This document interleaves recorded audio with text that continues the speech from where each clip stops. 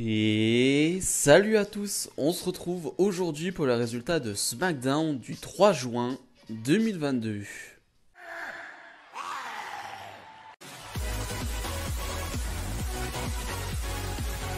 Je rappelle que vous pouvez me soutenir en vous abonnant et en cliquant sur le bouton rejoindre. Vous deviendrez un membre à part de la chaîne et franchement ça m'aidera énormément. Le New Day est sur le ring et ils veulent remercier celui qui les a aidés à gagner leur match la semaine dernière, Drew McIntyre. Donc Drew McIntyre va arriver. Et McIntyre va déjà avoir un petit mot pour l'absent Biggie. Biggie qui est absent depuis maintenant un mois et demi, 2 mois. Et qui sera absent malheureusement pendant vraiment beaucoup de temps. Donc voilà, on va avoir un chant Biggie de la part du public. Donc ça fait plaisir. Bref, le New Day veut remercier Drew McIntyre de son aide la semaine dernière pour battre le clan de Sheamus. Je crois qu'ils vont lui offrir un petit t-shirt. Alors je ne sais pas si c'est un t-shirt ou non, mais il y a écrit Big D ou je ne sais plus exactement. Et finalement, on va avoir Sheamus qui va arriver avec son clan. Et Butch, comme d'habitude, est incontrôlable. Butch va s'en prendre à McIntyre au New Day. Bon, il va vite être rejeté du ring et on va enchaîner avec un match avec tout ce beau monde. C'était pas une énorme promo, c'était pas très intéressant. Est-ce que c'était vraiment une bonne idée de commencer avec ça alors que ça fait 2 mois qu'on est sur cette histoire et qu'on n'en peut plus? Je suis pas sûr. Donc on passe au New Day et McIntyre face à Sheamus, Butch et Ridge Holland. J'ai pas grand chose à dire sur ce match parce que c'est quasiment le même match que la semaine dernière. Ça dure une dizaine de minutes. On a le hot tag qui coule de la part de Drew McIntyre. Et c'est tout. Et c'est tout parce que je n'ai pas envie d'en dire plus. Parce que ça fait plus de 2 mois qu'on a cette histoire. Ça fait plus de 2 mois qu'on a les mêmes matchs. Et certes, encore une fois, c'est pas mauvais parce que c'est que des bons catcheurs. Mais je n'en peux plus. Vraiment, je n'en peux plus. Et j'ai l'impression qu'on se fout de notre gueule. C'est-à-dire qu'à chaque fois que je dis qu'on n'en peut plus, je me dis que ça va être fini. Et non, on continue. Et preuve que ça va continuer, c'est que là, cette fois-ci, la semaine dernière, c'était McIntyre qui avait donné la victoire à son équipe. Non, je crois que c'était Xavier Woods plutôt. Mais là, cette fois-ci, c'est Xavier Woods qui va prendre le tombé. C'est-à-dire que c'est Butch qui va donner la victoire à son équipe. Donc, c'est encore du 1-1. Voilà, on donne la victoire au face la semaine dernière. On donne la victoire au heel cette semaine. Je n'en peux plus. C'est pas possible de faire ça. On se fout vraiment de nous. Ce n'est pas intéressant. En tout cas, ça ne l'est plus. Si ça, peut-être ça l'a été pendant 1 ou 2 semaines. Mais là, non, on n'en peut plus. C'est trop. C'est vraiment trop.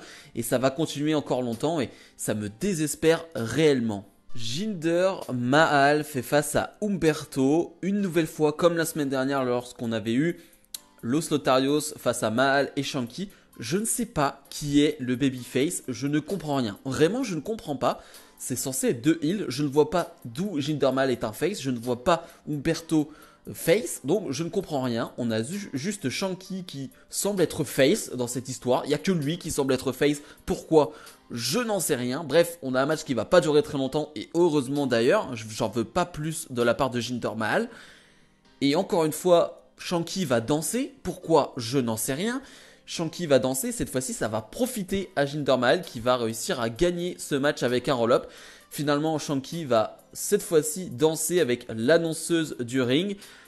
Je ne comprends rien. Vraiment, je ne comprends rien. Je ne comprends pas ce truc. La semaine dernière, j'étais déjà abasourdi. Là, je ne comprends rien. Vraiment, c'est incompréhensible. Pourquoi? J'ai même pas envie de savoir. J'ai vraiment pas envie de savoir. Match à 6 pour déterminer la prochaine challengeuse au titre de Ronda Rousey. On retrouve Xia Li, on retrouve Aliyah qui était enfermée dans les vestiaires par Shotzi mais qui va finalement réussir à arriver à temps pour le match.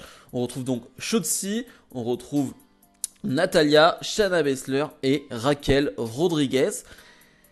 Et pour une fois, je me dis c'est cool parce qu'on voit cette division féminine de SmackDown. On va la voir en action. Et le match va durer 4 minutes.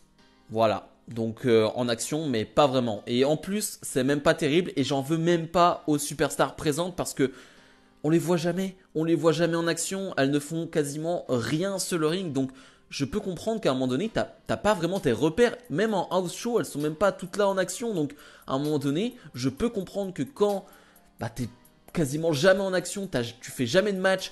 Et on te fait un match. Déjà, t'as pas beaucoup d'expérience. Je pense à Xia Li, qui vraiment n'a pas beaucoup d'expérience, elle a jamais de match, et tu la mets directement dans un match à 6, et on sait à quel point c'est galère à booker un match à 6, avec les spots qu'il y a à faire, bref, et bah je peux comprendre que c'est galère, donc j'en veux même pas aux 6 superstars présentes, et en plus de ça, tu leur donnes même pas le temps, tu leur donnes 4 minutes, donc c'est quand même compliqué pour elles, je leur en veux même pas. Encore une fois, celle qui va le plus briller, c'est Raquel Rodriguez. Il n'y a rien à dire. Depuis qu'elle est dans le roster principal, c'est elle qui brille le plus et c'est elle qui est la plus intéressante sur le ring. Ça, il n'y a rien à dire. Et finalement, c'est Natalya qui va un peu voler cette victoire. Et donc, elle l'affrontera Ronda Rousey dans les prochaines semaines. Ça me gêne pas. Natalya qui a fait un run à NXT qui était plutôt bon. Elle a fait un super match face à Cora Jade qu'elle a remporté.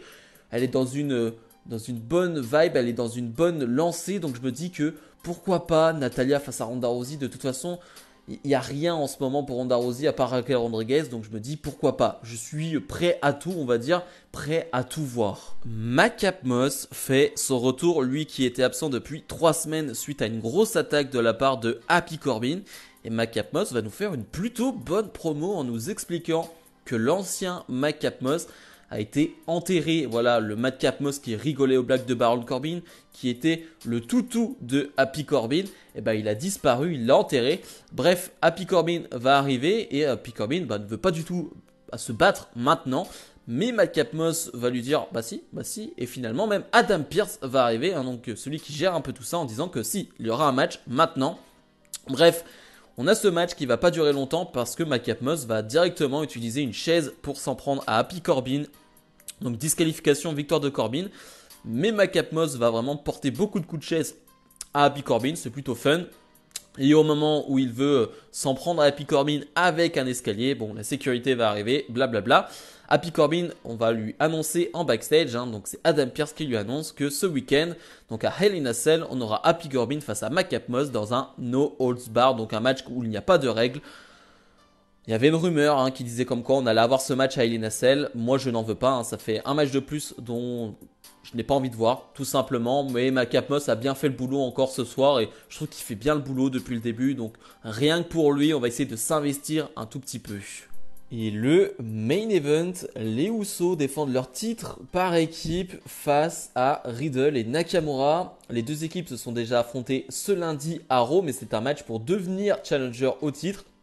Il y avait eu une disqualification des Usos, donc Riddle et Nakamura obtiennent cette chance pour le titre à SmackDown.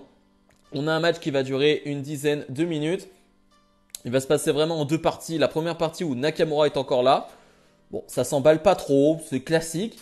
Et finalement, Nakamura va se blesser contre l'escalier. Alors, c'est clairement une fausse blessure, ne vous inquiétez pas, c'est une fausse blessure. En tout cas, c'est ce que j'ai ressenti, ça me semble vraiment être une fausse blessure.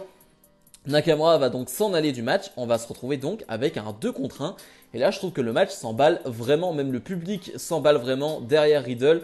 Riddle qui arrive à vraiment emporter tout ce monde derrière lui, qui arrive vraiment à faire en sorte que le public le soutienne un maximum. Donc ça marche vraiment bien, donc on a ce 2 contre 1. Et finalement ça va se jouer au moment où il va porter son RKO out of nowhere, même pas out of nowhere, mais son super RKO du haut de la 3e corde. Et va y avoir la musique du Big Dog, du Head of the Table, Roman Reigns qui va être joué. Et finalement, Roman Reigns ne va pas du tout arriver, ça va juste distraire Riddle. Les Usos vont en profiter pour gagner ce match. Et finalement, on se rend compte que c'est Sami Zayn qui a joué cette musique. Donc plutôt malin, Sami Zayn qui reste encore dans ce clan alors que le clan ne veut pas vraiment de lui. Finalement, Riddle, après le match, va s'en prendre à Sami Zayn. Ça va être une guerre un peu entre Zayn, les Usos et Riddle, et le show va se terminer là-dessus. Le match était bon, vraiment, c'était le bon choix aussi. On savait que les Usos n'allaient pas perdre les titres maintenant. Donc je trouve que c'était plutôt cool pour terminer le show. Bilan de ce SmackDown, c'était assez mauvais, rien de nouveau. Comme je l'ai dit, il y a le match à 6 féminin qui sur le papier est nouveau, mais c'était vraiment pas un cadeau pour les 6 de nous donner ce match. Vraiment, c'était pas un cadeau du tout. Sinon, le reste, c'est du vu et revu. Même le main event que j'ai vraiment aimé, c'est un match qu'on a vu à Raw. Donc, vraiment, il n'y a pas de surprise, il n'y a pas de suspense, il n'y a rien. Le show passe et se termine et tu te dis enfin ce show se termine. Parce qu'on n'en peut plus. Vraiment, toutes les histoires qui durent depuis des mois, qui ne se terminent pas, qui n'en finissent plus, on n'en peut plus. Bon, bref, J'ai vraiment pas aimé. Si je dois donner une note, on va être sur un 3,5, 4 sur 10 maximum. Parce que SmackDown est un véritable calvaire. Bref, comme d'habitude, n'hésitez pas à mettre le petit pouce bleu, à vous abonner. Nous on se retrouve dès demain pour ma review de NXT In Your House. Salut, salut!